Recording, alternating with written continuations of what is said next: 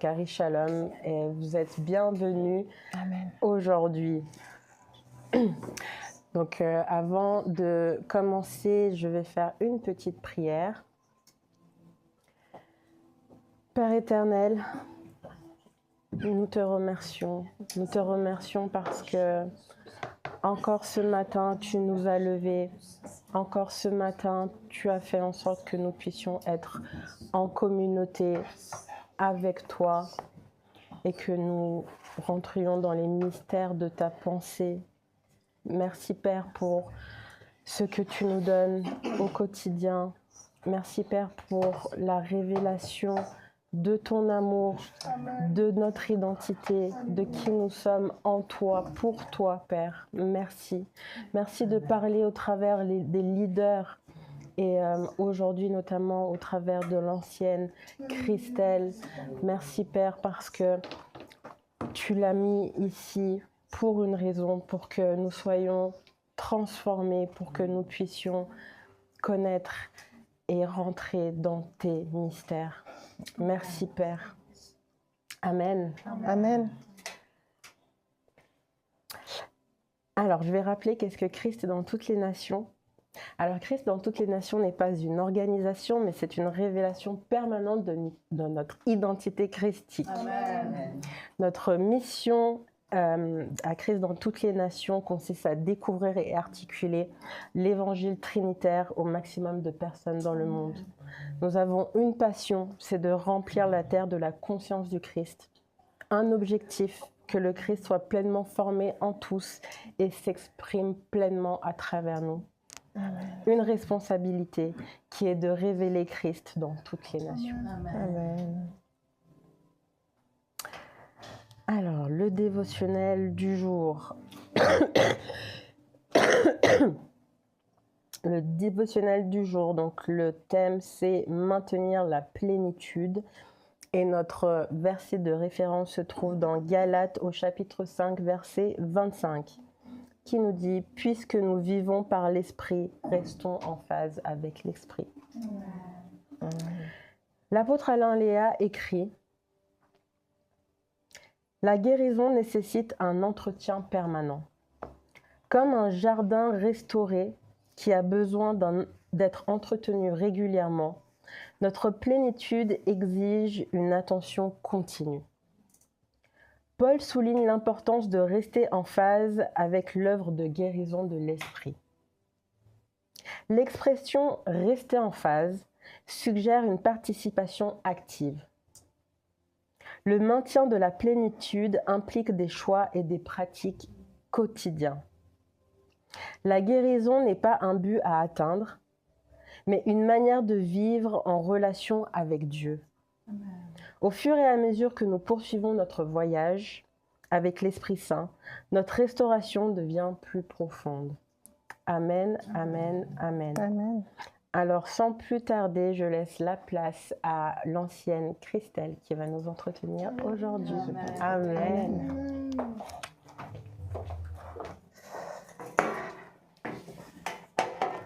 Amen.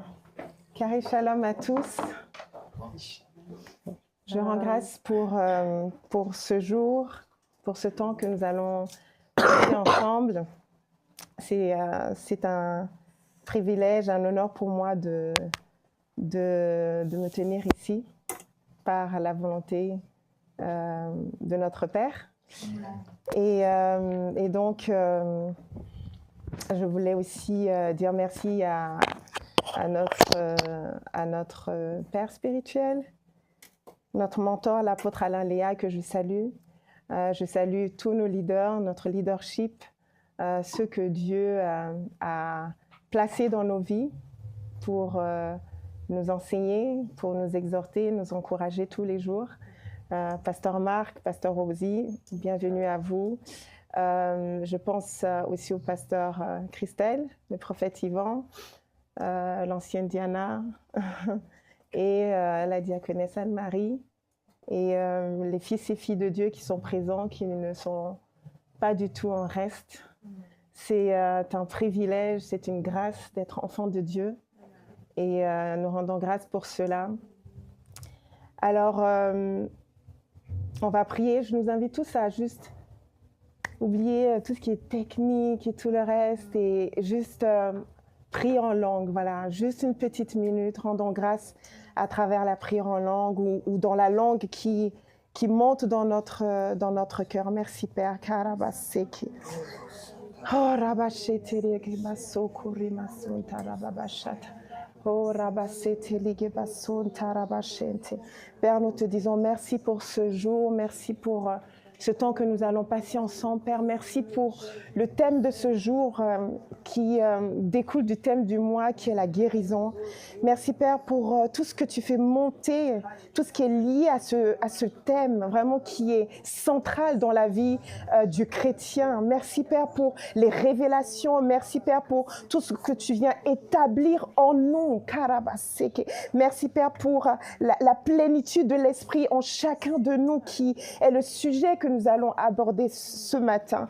Alors nous te disons merci, merci pour la présence de ton esprit en chacun de nous. Merci, merci pour sa guidance, merci pour ses conseils, merci vraiment pour le consolateur qu'il est, le paraclet. Père, nous te disons merci, merci parce que tu avais déjà tout prévu et nous rendons grâce parce que oui, nous sommes tes enfants, oui, nous sommes le temple de ton esprit. Alléluia, il t'a plu, alléluia, de vraiment glorifier l'homme à travers ce mystère divin. Et nous te disons merci pour cela. Nous te rendons grâce pour ce temps. Merci pour tout ce que tu vas nous donner comme cadeau, tout ce que tu as déjà prévu d'avance pour chacun de nous, pour ceux qui nous suivent depuis les réseaux. Merci Père parce que tu connais chacun d'entre nous et tu n'oublies personne. Tu n'oublies personne, Père. Alléluia. Et ce que tu as prévu pour nous ce matin, Père, nous allons le recevoir, nous allons le garder et nous allons produire des fruits en abondance parce que telle est ta volonté pour chacun de nous. Alléluia. Amen, amen, amen. Je vous prie de vous asseoir.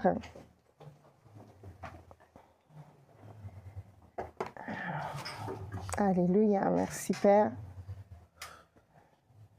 Alors j'ai un très long message pour vous et on a mis du temps un peu à commencer.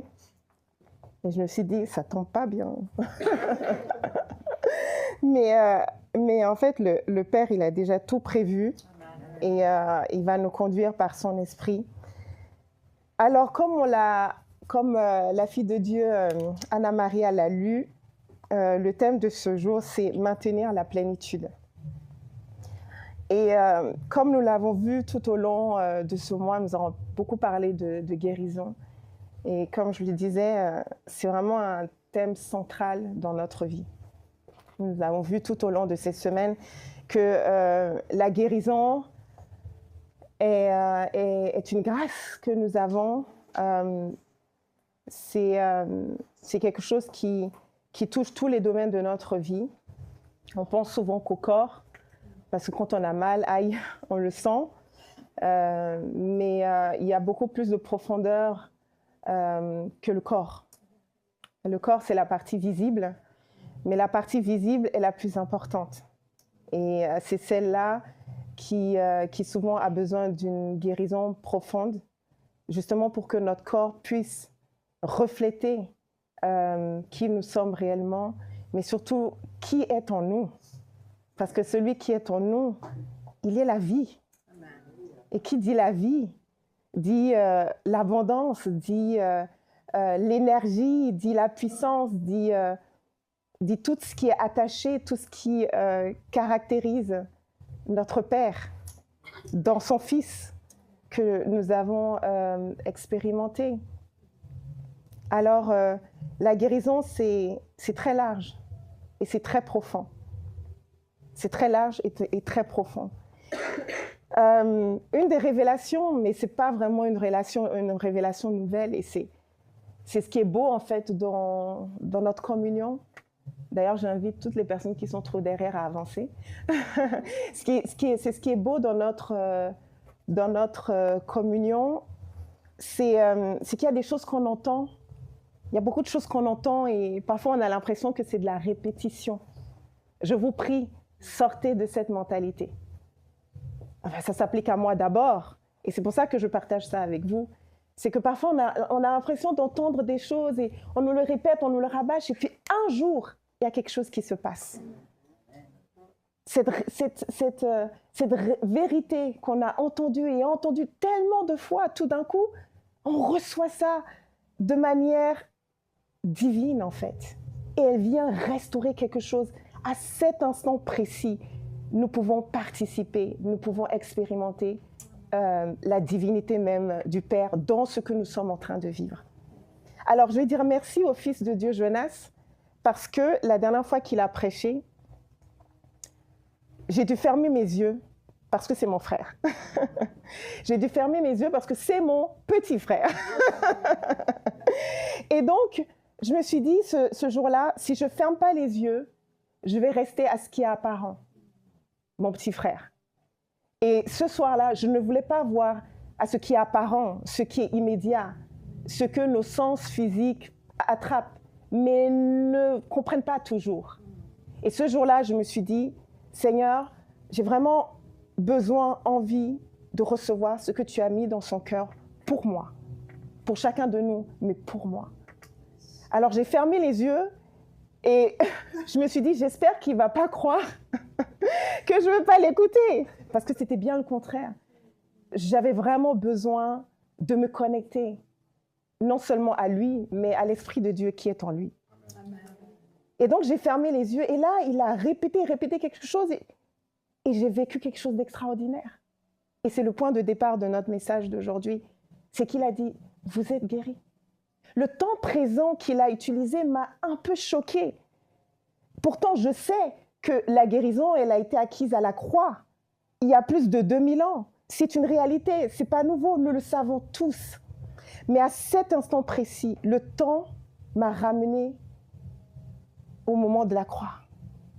Et c'est comme si, lorsqu'il disait « tu es guéri, vous êtes guéri », la guérison est devenue pour moi une réalité tellement tangible qui effaçait toutes les conditions physiques, mentales, émotionnelles que je pouvais éprouver ce jour-là. En un instant, mon passé, mon présent, mon futur se sont résumés à une réalité immédiate, certaine, divine. Je suis guérie. Et c'est ce que je veux vous dire aujourd'hui. Nous le sommes, réellement. Mais nous devons l'expérimenter. Le point de départ, ce ne sont pas nos souffrances. Le point de départ, ce ne sont pas nos déceptions. Le point de départ n'est pas ce qui ne va pas, ce qui ne convient pas, ce qui ne fonctionne pas. Ce n'est pas le point de départ. Le point de départ, c'est que nous sommes guéris. Ça change tout. Je vous invite vraiment à me suivre et faites comme moi si vous en avez besoin, parce que c'est important. Fermez les yeux si vous ne voulez pas me voir, mais vraiment, restez vraiment connectés à l'esprit. C'est le point de départ et c'est important de le dire. C'est le point de départ. Ça change absolument tout. Ça change absolument tout. Parce que jusque-là, la guérison pour moi était comme un but que je devais atteindre. C'était comme un but. Pourquoi? Parce que tant que la douleur, tant que la blessure est là, on se dit, il reste du temps. Vous savez, quand vous vous blessez, que la peau, elle s'ouvre et qu'il y a du sang, et puis vous dites, oh là, ça va guérir quand? Vous mettez la pommade, le sparadrap, et puis le jour où vous enlevez et qu'il n'y a plus de cette fissure, vous dites, ah, je suis guérie. Disons-nous dès maintenant que notre guérison ne dépend pas de la progression de restauration de la peau. Je suis guérie. Tu es guérie. Je ne sais pas ce que vous vivez, hein, mais nous avons tous des challenges, n'est-ce pas? Et la grâce de Dieu, la dépendance que nous avons envers notre Père par son Esprit, c'est vraiment de nous rattacher de toutes nos forces, je dis, à ce qui est déjà fait, établi dans nos vies. Ça change tout. Et je pense que Dieu même se languit de nous voir progresser dans cette conscience-là. Il attend qu'on saisisse cette vérité. et qu'on commence à marcher dedans. Parce que le miracle est dedans. Le miracle est dedans et ça change totalement, pas que je m'éloigne de mon sujet, hein. Ça change totalement l'église d'aujourd'hui. Vous comprenez ce que je suis en train de vous dire? Ça change totalement l'église d'aujourd'hui, hein. Parce qu'aujourd'hui, la guérison est spectaculaire. Boum, le miracle est produit. Et là, on se dit, ouais, j'ai été guéri. Mais c'est faux. Je vous dis, c'est faux. Pourquoi? Les mêmes qui ont été guéris hier reviennent demain. Alors, qu'est-ce qui n'a pas fonctionné? Dieu est-il un homme pour mentir? Qu'est-ce qui n'a pas fonctionné? Et vous le savez avec moi, vous l'avez sûrement expérimenté dans d'autres domaines où vous attendez cette guérison et elle ne vient pas. N'est-ce pas? Elle ne vient pas et c'est comme une blessure ouverte. La guérison n'est pas un but. C'est déjà acquis. Ce qui est déjà acquis ne peut pas être un but. C'est impossible. C'est déjà fait. Le but, c'est nous. Et notre avancement, et notre progression, et la conscience. C'est pour ça que le sujet d'aujourd'hui m'a autant marqué personnellement. Maintenir la plénitude. Comment garder la guérison que nous avons déjà reçue? Comment garder cette guérison tous les jours de notre vie? Comment faire? Alors, nous allons voir tout cela. Nous allons voir tout cela ensemble et je vais juste vous lire le verset, notre verset d'ouverture qui est tiré de Galates 5, verset 25. Et je vais l'entourer du verset qui vient avant et celui qui vient après pour nous poser dans le contexte. Donc, ceux qui appartiennent à Jésus, donc c'est le verset 24, ont crucifié la chair avec ses passions et ses désirs. Si nous vivons par l'Esprit, marchons aussi selon l'Esprit. Ne cherchons pas une vaine gloire en nous provoquant les uns les autres, en nous portant envie les uns les autres. Ça, c'est le contexte que l'apôtre Paul a voulu poser. Si nous vivons par l'Esprit, si nous avons la vie éternelle qui est déjà acquise en nous par l'Esprit de Dieu, marchons aussi selon l'Esprit.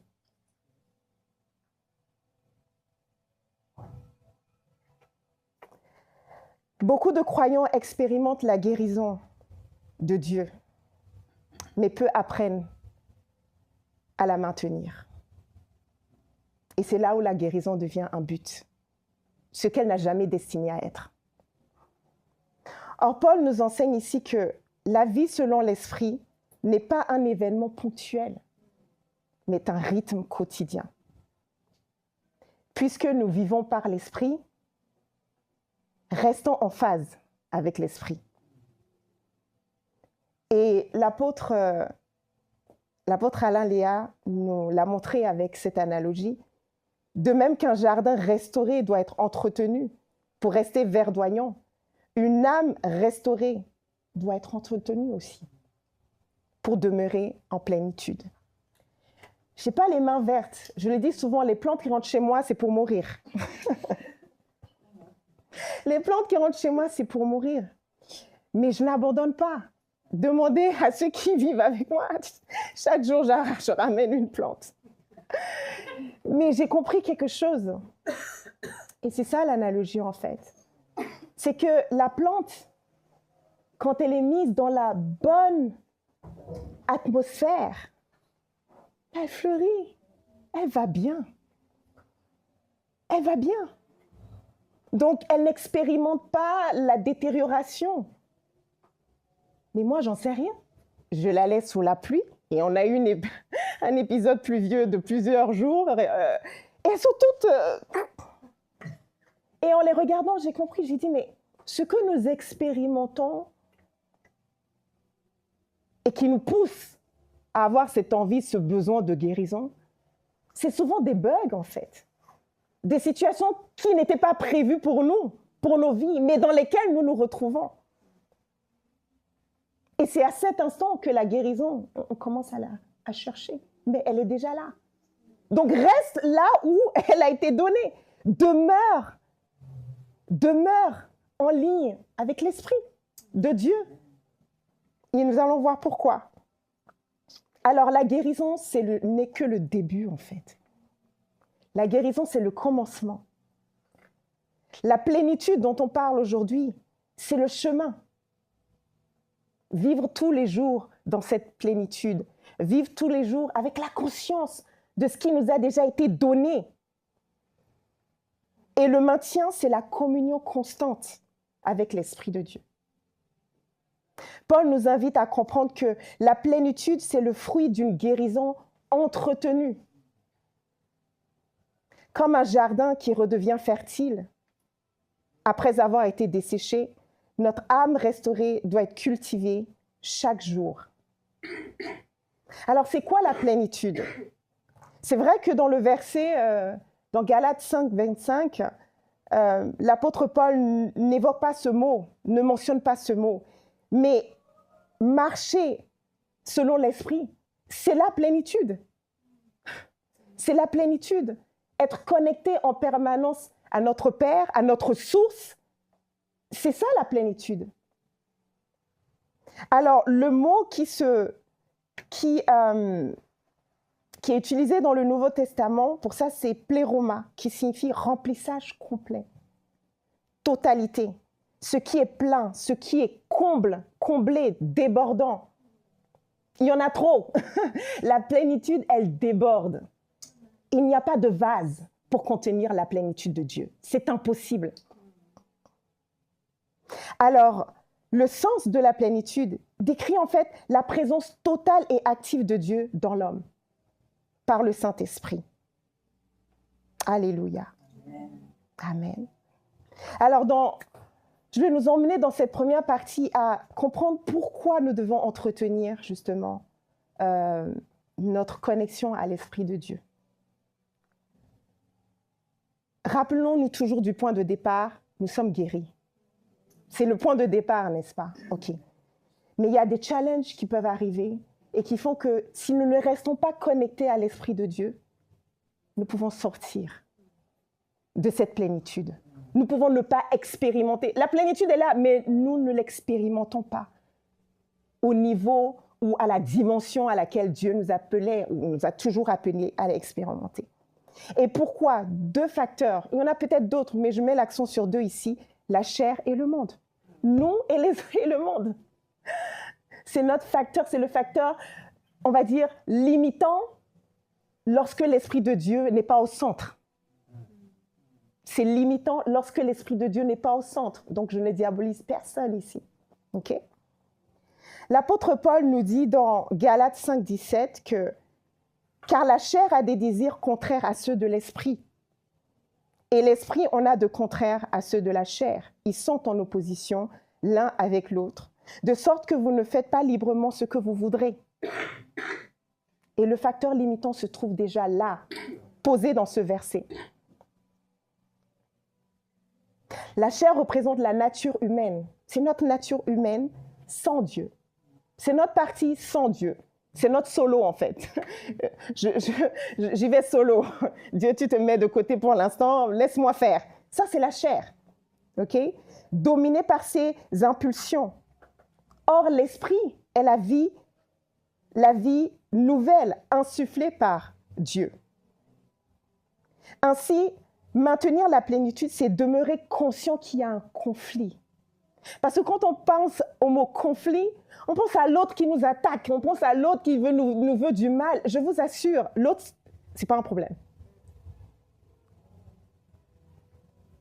Tout dépend de la conscience dans laquelle on vit. Je vous assure, le miracle de Dieu se trouve dans la vérité objective de Dieu.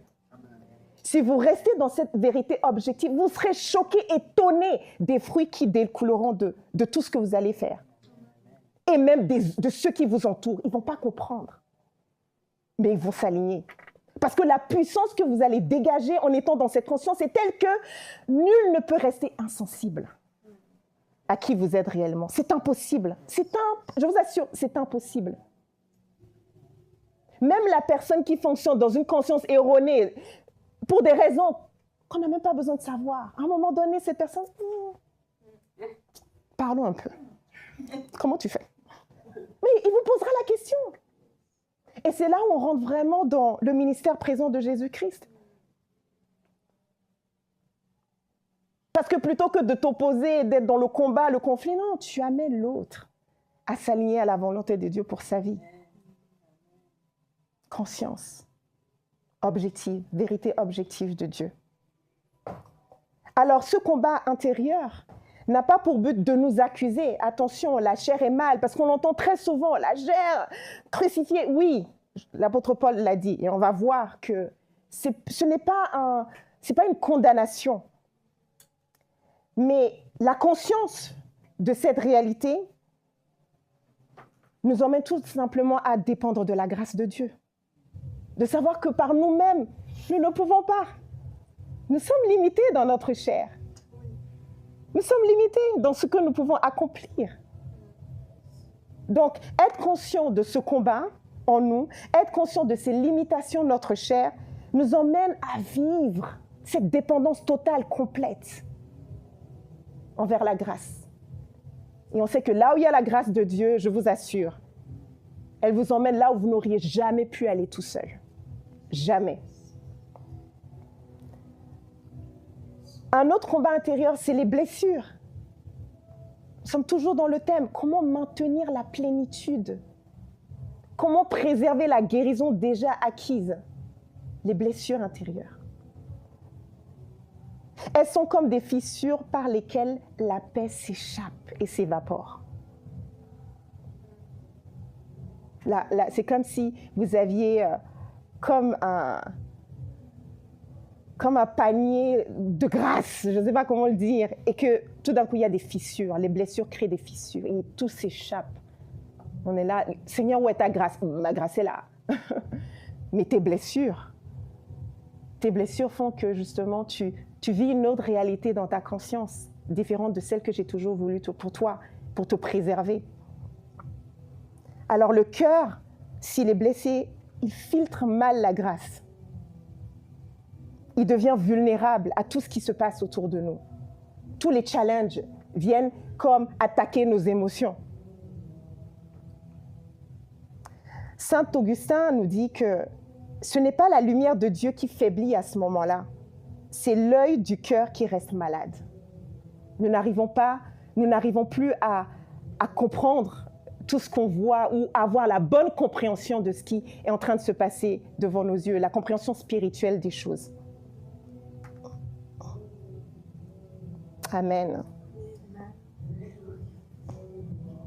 Le monde, j'ai parlé de la chair. Ensuite, il y a le monde, toutes les distractions. C'est vrai, j'ai pensé à l'Ancien Testament et je me suis dit, il n'y avait tellement pas à cette période, tout ce qu'on a aujourd'hui, vous imaginez comment le monde a évolué, toutes les distractions qu'on a aujourd'hui dans nos vies.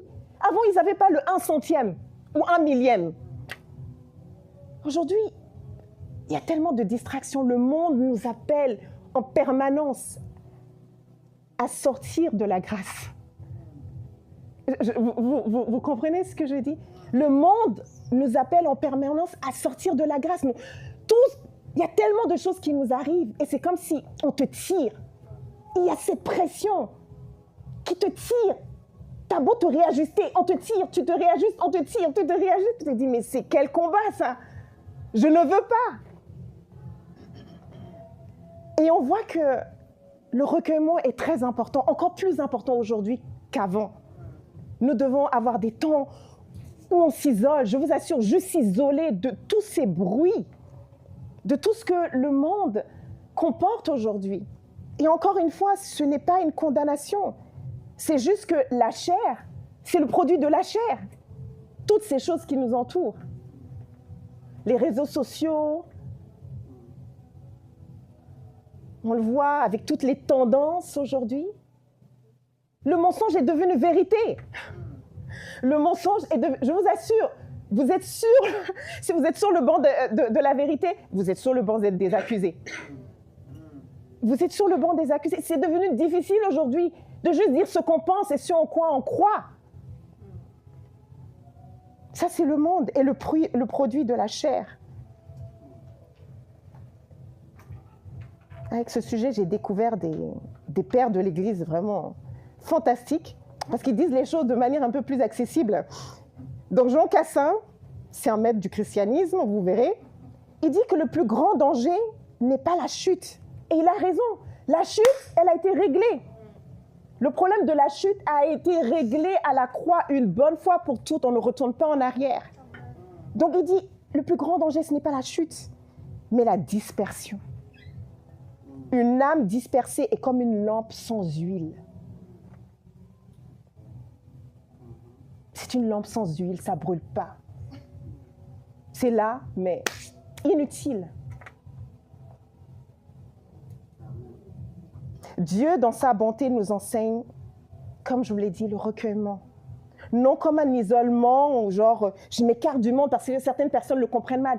Je m'écarte du monde, je m'isole, je vais à la montagne sainte. Non, tu n'es pas du monde, mais tu es bel et bien dans le monde. Ou que tu te caches, je pense que je l'ai déjà dit, il y aura un homme qui sera face à toi. Même dans le désert le plus éloigné, il y en a un qui va dire « Ah, toi aussi on se retrouve ici. » Non, je voulais être seule. Mais plutôt comme une manière d'habiter dans sa présence. Nous avons besoin de ce temps où nous pouvons juste être vraiment remplis de sa présence. Et nous laisser guider par l'esprit, soit dans la danse, soit dans l'adoration. Nous avons besoin de ce temps pour nous reconnecter à nous-mêmes, en fait. Et pour entretenir cette guérison qui est déjà là, que nous voulons expérimenter, tellement expérimenter. Et donc, j'invite vraiment ceux qui nous suivent, même en ligne, plutôt que de courir à gauche, à droite, devant, derrière. Elle est à l'intérieur de nous, cette guérison, frères et sœurs. Elle est là. Elle est là. Il faut se retourner, il faut qu'on se tourne vers nous-mêmes. Et nous allons voir, j'ai une petite surprise pour vous par rapport à ça. On va vite terminer cette partie. L'orgueil spirituel. Alors, l'orgueil spirituel, c'est vraiment... c'est oublier la grâce. Non, ça, pensez aux pharisiens, comment ils étaient. On en a encore plein de pharisiens aujourd'hui. Hein. Il y en a toujours. Hier, aujourd'hui, toujours la même chose. Donc, un autre que j'ai découvert qui le dit de manière très magnifique, c'est Saint Maxime, le confesseur. C'est un grand-père de l'Église aussi qui a beaucoup parlé de l'âme humaine, de l'âme de l'homme. Et il dit que le commencement de la chute, c'est l'oubli de la grâce. C'est l'oubli de la grâce. L'esprit n'habite pas dans la performance, mais dans la reconnaissance de ce que nous avons déjà acquis, librement.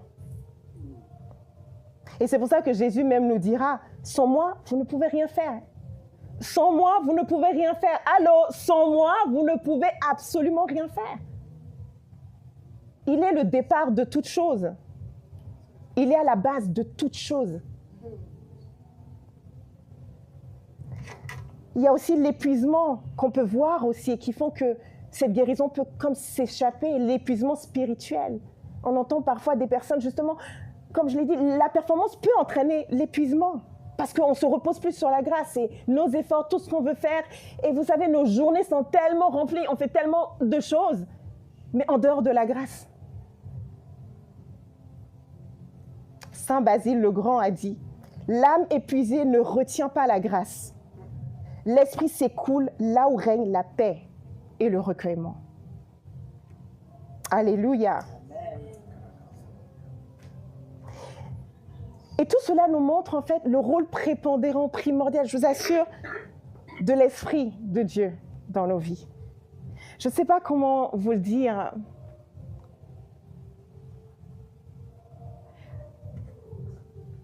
L'Esprit de Dieu, c'est la présence de Dieu en nous. C'est Dieu en nous. Vous pouvez saisir la réalité qui est là-dedans, s'il vous plaît. L'Esprit de Dieu, c'est Dieu en nous. Vous imaginez? Moi, quand j'ai pensé à ça, je me suis levée, j'ai commencé à danser. Je ne savais plus quoi faire. En fait, j'étais tellement débordée. Je ne savais pas où mettre cette phrase. Je ne savais pas où la mettre, où la poser. J'étais incapable de rentrer dans la profondeur de ce que cela représentait pour moi, ma vie, mes circonstances. Et tout d'un coup, c'est comme si le monde autour de moi avait disparu. Comme si... je me suis dit, mais j'ai dû me poser la question, pourquoi je suis ici, Père? Parce que tout le reste n'est pas important. Ce qui est important, c'est toi. Et si tu es venu au moi, c'est que il y a quelque chose qui doit naître de cela, de cette union, de cette communion. Il y a quelque chose qui doit sortir. Peux-tu me libérer de tout ce qui n'est pas de toi? Peux-tu me libérer de tout ce qui vole mon temps, prend mon temps, m'arrache ma raison d'être, en fait? Parce que tu es en moi. C'est pas rien, c'est tout. C'est plus important que tout. Et j'ai compris vraiment ces hommes qui sont morts pour cette vérité. Ils sont morts parce que leur vie n'avait plus d'importance. Ils ont compris quelque chose là-dedans. Ils ont compris quelque chose un mystère vraiment profond. Tu es en moi. Tu es venu te loger en moi. Mon corps est le temple du Saint-Esprit. Et moi, je suis en train de m'occuper de ci, de... Mais comment ça? Sors-moi de là. Sors-moi de cette prison mentale, de cette conscience qui se perd tout le temps. Non, je veux rester là, dans ta présence et dans tout ce que tu as prévu pour moi. Et en méditant par rapport à ça, le Saint-Esprit m'a emmené vraiment dans une trilogie biblique pour comprendre la plénitude du Saint-Esprit. Genèse 2, le fleuve d'Éden, la source originelle de la vie. Le fleuve d'Éden, c'est l'image de la présence continue de Dieu comme source de vie et de guérison. Donc dans le jardin d'Éden, Dieu plante un jardin et il fait couler un fleuve qui arrose la terre.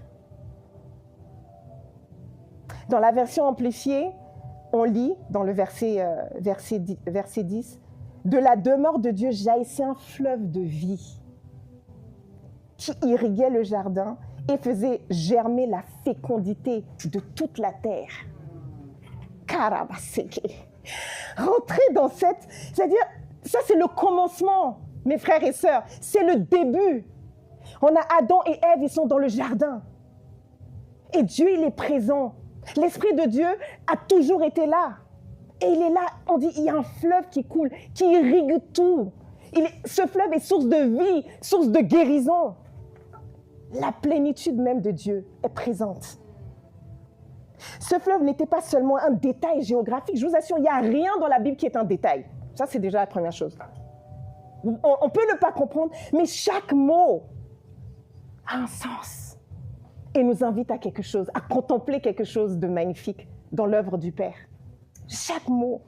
Et là, comme je disais, ce n'est pas un détail géographique.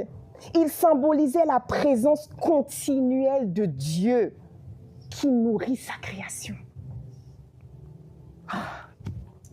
Je ne sais pas pour vous, mais moi, je suis transformée. Moi, je ne sais pas pour vous, mais moi, je suis transformée par ça. Je dis, mais Seigneur, tu es tellement bon. Déjà dans le jardin d'Éden. Et l'apôtre Alain Léa nous le dit souvent, ne pensez pas à Jésus comme un plan B, parce que Jésus, il est là, il est déjà là. Il est déjà là, notre Jésus. Oh! Avant que la parole le Verbe ne se fasse chair, il était déjà là dans ce jardin d'Éden.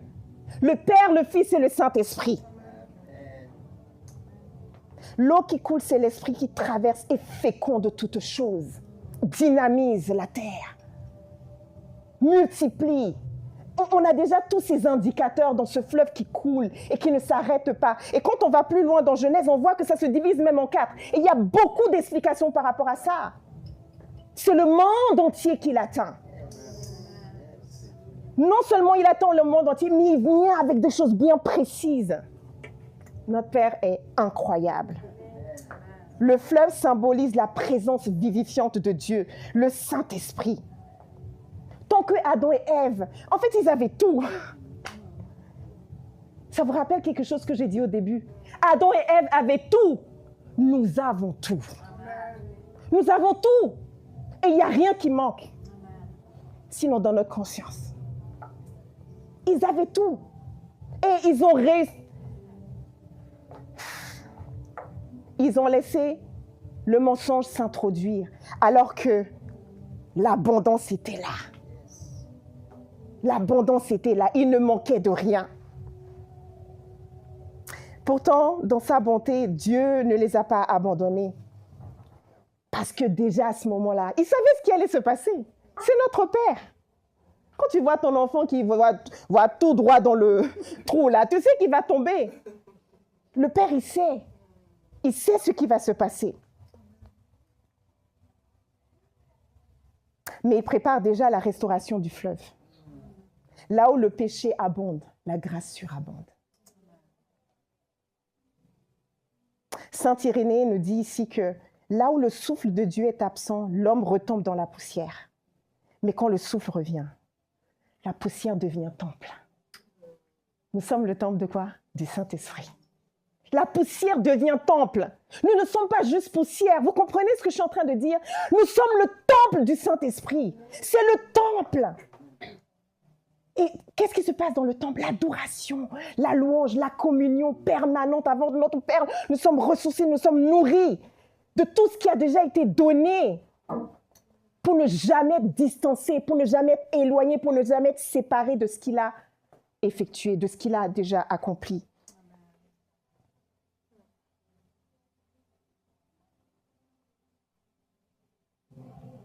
Et maintenant, je vous ai dit trilogie, non? On passe du jardin, maintenant on va passer au temple. Avec le fleuve d'Ézéchiel. La promesse d'une guérison totale. C'est Ézéchiel 47. On ne pourra pas forcément tout lire, mais c'est merveilleux. Chez vous, lisez ce passage. Parce qu'avec la compréhension christique qu'on a aujourd'hui, oulala, quand vous lisez ça, c'est... il y a quelque chose qui se passe. Il y a quelque chose qui s'écarte. Il y a quelque chose qui se libère en vous. Des siècles plus tard, le prophète Ézéchiel reçoit une vision qui prolonge celle d'Éden. Il voit un fleuve sortir du temple, d'abord mince comme un filet d'eau, puis de plus en plus profond, jusqu'à devenir un torrent où il faut nager. Je vais lire de petits passages parce que, en fait, j'ai presque rien à dire ici. Donc l'homme, donc le guide d'Ézéchiel, qui est déjà une préfiguration du Christ, l'homme mesura 1000 coudées et me fit traverser l'eau. Fermez les yeux, s'il vous plaît, en écoutant ce passage. Je vous prie de fermer les yeux. L'homme mesura 1000 coudées. Donc c'est Ézéchiel. C'est Ézéchiel qui parle. Et il dit, ce guide. Maintenant, pensez au Christ. L'homme mesura 1000 coudées et me fit traverser l'eau. Elle m'arrivait aux chevilles. Il mesura encore 1000 coudées et l'eau montait jusqu'aux genoux. Encore 1000 et elle montait jusqu'aux reins. Encore 1000 et c'était un torrent qu'on ne pouvait traverser car il fallait nager. Cette progression symbolise la croissance spirituelle. Plus on avance avec l'esprit, plus on se laisse submerger par la vie divine. Au début, on touche encore le fond. Ce sont nos premiers pas. On garde le contrôle d'une certaine manière. Mais à mesure que le fleuve monte, il faut abandonner ses appuis-mains pour se laisser totalement porter par l'Esprit de Dieu. Puis Ézéchiel entend encore cette parole. Tout être vivant qui se meut vivra partout où le torrent coulera. Et il y aura une grande quantité de poissons. Car là où cette eau arrivera, les eaux deviendront saines. Et tout vivra partout où parviendra le torrent. Des pêcheurs se tiendront sur ses bords. Depuis En-Gedi jusqu'à Englaïm, on entendra les filets. Il y aura des poissons de diverses espèces, comme les poissons de la grande mer, et ils seront très nombreux. Amen. Alléluia. Amen. Sur le torrent, sur ses bords, de chaque côté, croîtront toutes sortes d'arbres fruitiers. Leur feuillage ne se flétira point, et leurs fruits n'auront point de fin. Ils mûriront tous les mois, parce que les eaux sortiront du sanctuaire. Leurs fruits serviront de nourriture et leurs feuilles de remède. Merci Père. Le fleuve, c'est le Saint-Esprit sortant du temple du ciel, du cœur de Dieu, pour guérir toute la création. Les fruits, ce sont les fruits de l'Esprit, et les feuilles, les remèdes de la grâce. Les arbres, ce sont nous, les hommes, et les femmes, habités par Dieu. Alléluia. Merci Père. Ce n'est pas qu'une image. Ce n'est pas une histoire. C'est la grâce de Dieu qui fait que Ézéchiel peut déjà expérimenter ce que Dieu allait envoyer son fils pour accomplir. Notre progression à tous, notre progression spirituelle. Et ce n'est pas nous qui le faisons. À mesure que l'eau monte, il ne peut plus se tenir sur le sol. À mesure que l'eau monte, il doit s'abandonner totalement à la puissance divine. Et j'ai eu une révélation tellement profonde quand je suis tombée dans cette partie. Parce que pendant des années, j'ai fait le même rêve. Pendant 7 ans, j'ai fait le même rêve. Et je ne l'avais pas compris jusqu'à aujourd'hui. Je rêvais tout le temps de tsunami. Et évidemment, qui dit tsunami dit tu te noies, quoi. Parce que c'est impossible. Parce que la vague, elle monte tellement haut que tu n'as plus d'appui. Et je croyais que je mourrais. Mais en fait, je vivais. Amen. Parce que Dieu m'invitait déjà à ce moment-là. Le moment viendra où tu devras t'abandonner. Le moment viendra où tu devras laisser tomber tes appuis. Le contrôle doit s'arrêter. Tu dois juste te laisser remplir, te laisser porter par ce torrent, quelles que soient les situations. Tu dois te laisser porter. Parce qu'il a déjà tout prévu. Et là, dans cet instant, c'est l'Esprit de Dieu qui te porte. C'est quand je suis faible que je suis fort. Par qui? Par l'Esprit de Dieu qui me remplit, qui me soutient, qui me guide, qui me fortifie. N'est-ce pas? Merci, Père. Saint Basile nous dit quelque chose de merveilleux aussi. Il dit que l'Esprit est comme une eau qui donne la vie à celui qui la garde en lui. Mais il peut s'évaporer lorsque le cœur est aride. Gardons notre cœur plus que toute autre chose parce que de lui viennent les sources de la vie. Dans cette vision d'Ézéchiel, tout est prophétique. Dieu prépare déjà le fleuve de la Pentecôte. L'Esprit qui sortira du nouveau temple. Et là, on arrive à la dernière partie de notre trilogie, le Christ, source et accomplissement du fleuve. Ce que Dieu avait fait la grâce de schématiser, tout d'un coup, la parole devient chair. Et vint habiter non seulement avec nous, mais aujourd'hui en nous. Nous sommes le temple.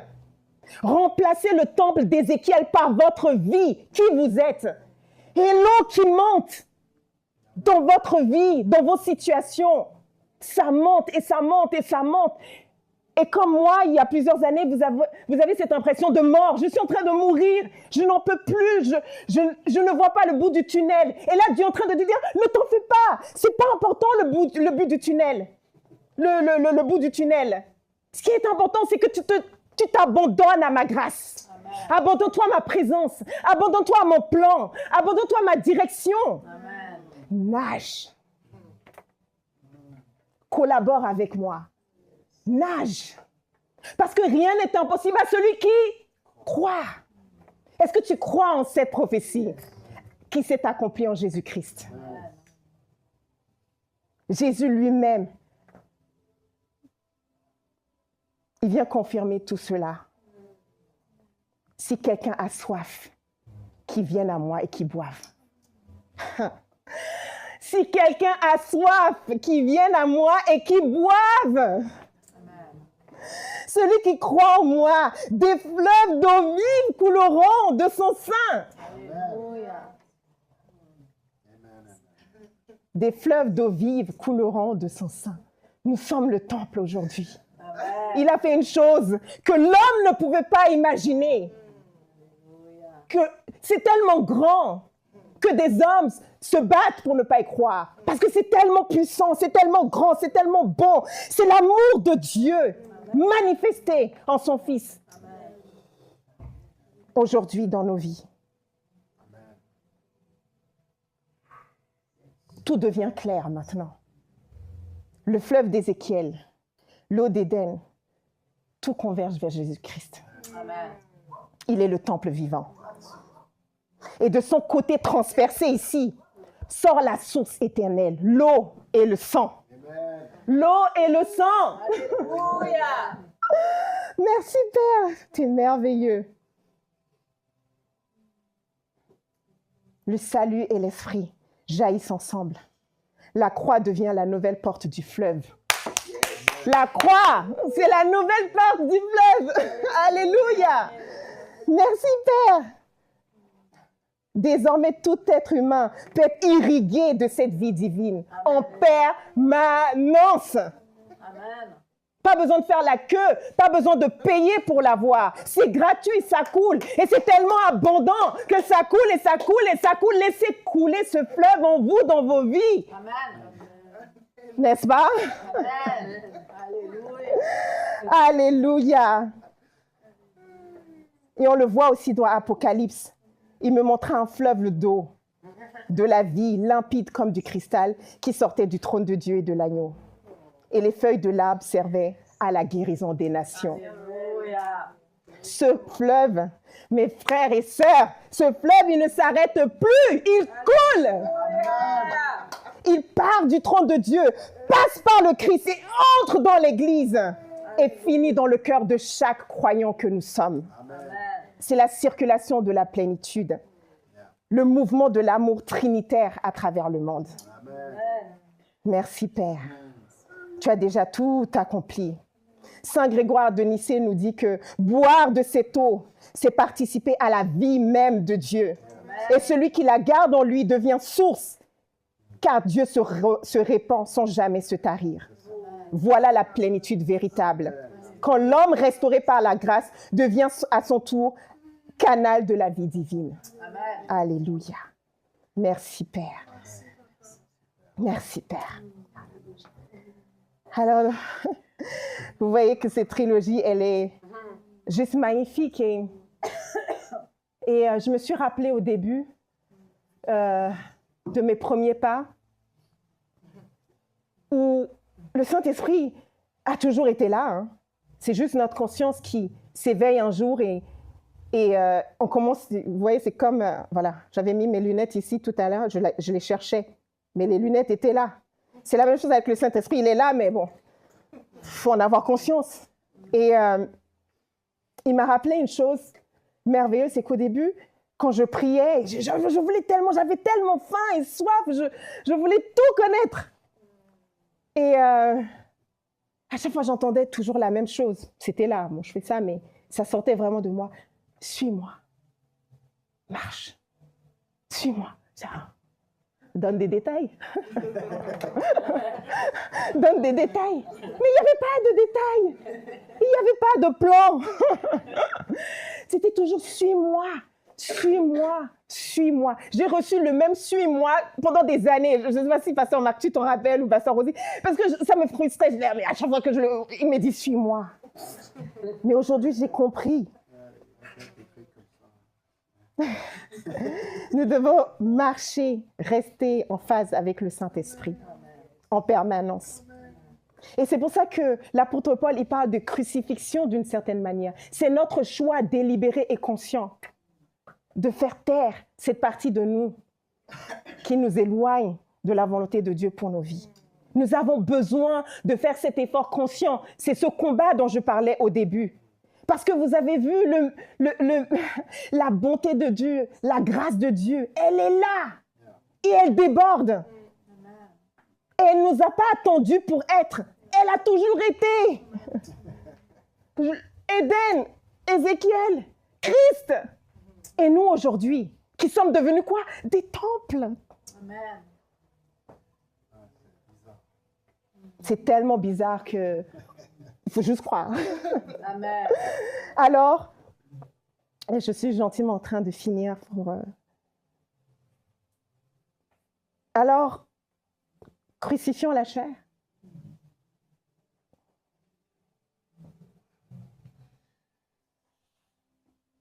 Et c'est ce que nous dit Galates 5, 24. Ceux qui appartiennent à Jésus-Christ ont crucifié la chair avec ses passions et ses désirs.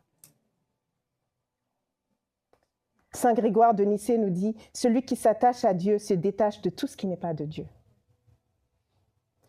Plus nous laissons mourir en nous ce qui est charnel, plus le fleuve intérieur trouve de l'espace pour couler librement.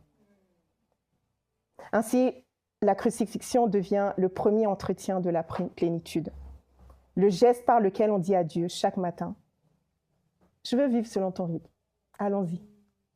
Je coule, mais je ne me noie pas en fait. Je lâche juste les appuis pour que tu puisses prendre le contrôle de ma vie. » Nous devons collaborer avec le Saint-Esprit. Il est là, il est présent. Et il porte en nous, par sa présence, nous avons accès à toute la plénitude de Dieu. Nous avons accès, il n'y a pas de porte, comme je dis, il n'y a pas à faire la queue, il n'y a pas à payer, il n'y a pas à demander. C'est disponible en fait. Alors nous devons nous laisser diriger, guider par lui. Il n'attend que ça. Rappelez-vous, Jésus qui dit, je m'en vais, mais stop, vous n'êtes pas orphelin. Je vous envoie le consolateur. C'est une promesse qu'il a remplie. Parce qu'il sait qu'on en a besoin.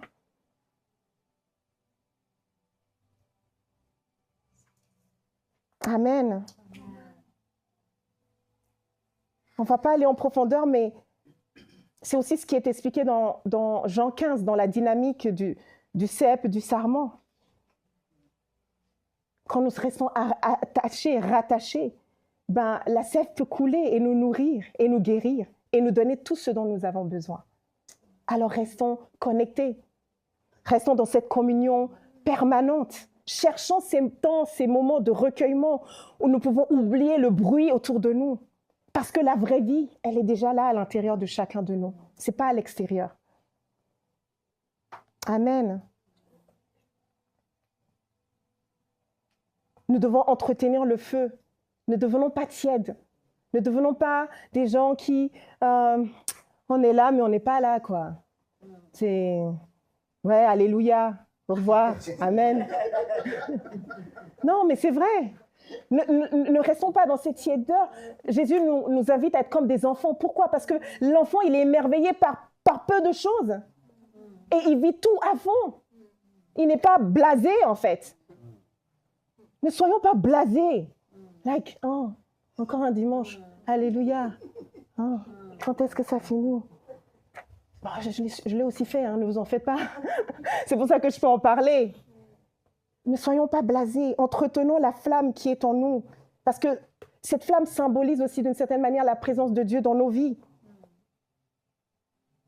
Saint Basile nous dit que comme un feu que l'on entretient par le souffle, l'esprit ravive celui qui prie sans cesse. Et l'apôtre Paul, tout au long de ses épîtres, nous donne des instructions par rapport à ça. Priez sans cesse, réjouissez-vous. Pourquoi il passe son temps à nous dire ça?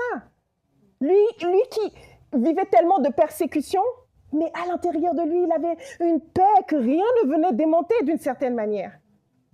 Et c'est pour ça qu'il nous donne des tips, en fait. Comment maintenir, garder cette plénitude que nous avons déjà acquise, en fait. Priez sans cesse. Réjouissez-vous en tout temps. C'est ce qu'il faut faire. Amen. Et enfin, rester en phase avec le mouvement de l'esprit. L'esprit, il n'est pas statique, c'est genre... Et il ne bouge pas. Non, il parle. Il parle tout le temps. Le Saint-Esprit parle tellement. Il parle tout le temps. Donc, faites attention. Faites-lui de la place dans vos vies pour qu'il puisse vous emmener dans ce dans quoi le Père a déjà prévu pour chacun de nous. Pour que la guérison ne soit plus un but, mais que ce soit déjà un acquis que nous pouvons expérimenter continuellement, en permanence. Amen. Amen, amen. Alors on voit que la plénitude n'est pas un sommet à atteindre. Ça m'a fait penser à un autre rêve que j'avais fait où j'étais en train de gravir une montagne avec les mains, chose qui n'arrivera sûrement jamais dans la vraie vie. Mais je montais. Et je m'agrippais à des... Parce qu'il y avait de petites branches, en fait, qui sortaient de la montagne. Et donc, je m'agrippais aux branches comme ça. Et j'avançais. Et puis, dans le songe, je me disais, mais c'est incroyable. J'avançais et puis le vide était là. Et puis, je suis arrivée au sommet. Et j'étais là, mais gloire à Dieu! Mais tout d'un coup, je suis tombée. Je suis tombée. Et je me suis dit, mais attends, tout ça pour ça? Je vais m'écraser sur le sol. Et en fait, non. Pendant que j'étais dans l'air comme ça, tout d'un coup, il y a eu comme un parachute spirituel qui s'est mis en place. Et j'ai commencé à voler, voler, voler. Le Saint-Esprit. Amen. Quand l'Esprit repose dans l'homme, il illumine son cœur et cette lumière transparaît même dans son corps. La plénitude, c'est la réconciliation du corps et de l'esprit dans la présence de Dieu. Amen. On peut se lever pour prier. Alors, on va rendre grâce vraiment que chacun de nous, voilà, dites juste ce qui monte dans votre cœur parce que vous savez ce que vous avez vécu. Il connaît votre vie. Exprimez-vous vraiment dans l'adoration, dans la prière, tout ce que vous voulez, mais rendons grâce au Père pour tout ce qu'il a déjà fait dans nos vies. Merci, Père. Oh, merci, Père. Alléluia, Père. Merci, merci, nous te rendons grâce.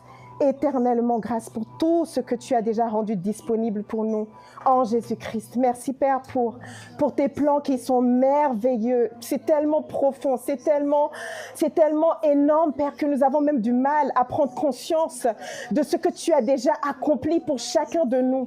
Père, nous voulons dès à présent, aujourd'hui, marcher dans cette vérité, alléluia, de tout ce qui a déjà été rendu disponible pour nous. Que la guérison ne soit plus un but que nous voulons atteindre, mais que ce soit un cheminement, une participation active, une conscience pleine, Père, de tout ce que tu as déjà prévu, établi. Alléluia. Père, nous te disons merci pour nos vies, merci pour notre passé, merci pour notre présent, merci pour notre futur. Nous ne voulons pas regarder à ce qui nous limite, nous ne voulons pas regarder à ce qui nous fait mal, nous ne voulons pas regarder aux circonstances extérieures, mais merci, Père, pour la paix intérieure, merci pour la joie intérieure, merci pour la présence de ton esprit en nous, de ton esprit en nous qui nous permet d'expérimenter ce fleuve qui coule et qui coule et qui coule et qui ne s'arrête pas, afin que nos vies deviennent un témoignage vivant, Père, du temple que nous sommes et que nous puissions impacter ceux qui sont autour de nous, Père, parce que c'est ta volonté pour chacun d'entre nous, c'est ta volonté, Père, que nous puissions vivre une vie non riche dans les choses matérielles, mais riche en toi, riche dans la communion, riche dans la participation, riche dans l'élévation de ton royaume, de ce que tu as déjà prévu longtemps en avance. Merci, Père, parce que cela devient notre réalité dans l'esprit. Alléluia. Alléluia. Merci, Père. Amen, amen, amen. Merci beaucoup.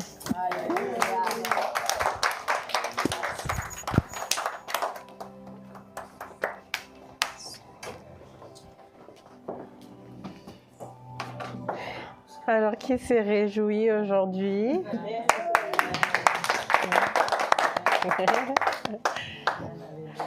Comme elle a dit au début, répéter. Et un beau jour, on a une révélation comme ça. Je sais qu'aujourd'hui, il y a déjà eu des guérisons, mais n'hésitons pas à réécouter le message. Personnellement, je vais réécouter avec un papier et un stylo, étudier ça correctement, parce que ouais, c'était très profond. Merci beaucoup, ancienne Christelle.